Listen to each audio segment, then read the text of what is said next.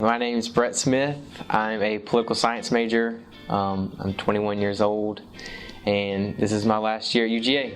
Well, my name is popping up more now because I got to hug Governor Kasich at one of his town hall meetings. I think it was a nice change of pace for at least the day or however long it's going to last. So it was nice to have a more real moment rather than just angry rhetoric or something like that. I usually always follow the political process pretty closely because I'm a political science nerd, so that's my thing. I'm a news junkie.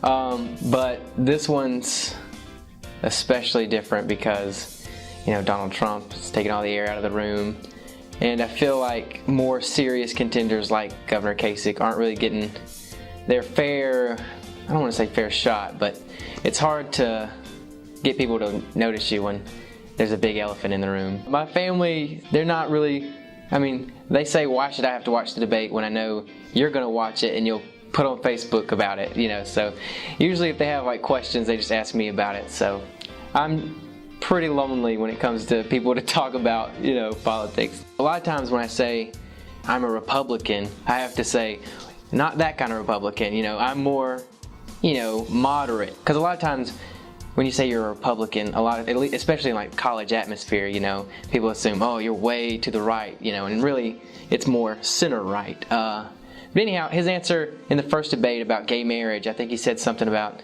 you don't have to agree with gay marriage, but that doesn't mean you can't go to their weddings. That doesn't mean you can't love them and celebrate with them and be happy for them, And I was like, okay, I feel like that's an answer a lot of Americans have, and it's not a politicized answer.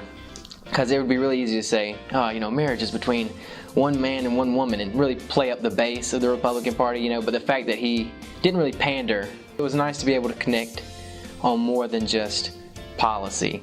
Well, that's what we connected on first. First we connected on policy, but it was nice to be able to connect emotionally with a politician and not just politically. And a lot of times there's a disconnect, I feel like, from the politician and the voter. I went to a Trump rally, and I was there just for entertainment.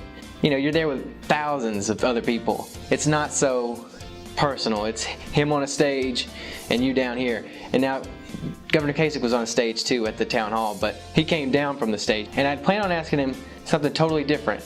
My plan was to ask him about how you run an optimistic campaign. But then he told me I was going to get the last word when he called on me. So I was like, okay, I can either ask him something he's probably been asked 100 times, or I could share something that's unique to me. I just feel like if I told him, it would help him and it would help me, because I don't want him to feel like his positive message is falling on deaf ears. It meant something to me that he's being positive, and I wanted him to know that, it's not every voter out there is angry. There are still, real people out there with other emotions besides just anger. So it was a real human, moment, I guess. It's been pretty overwhelming. Not used to my phone.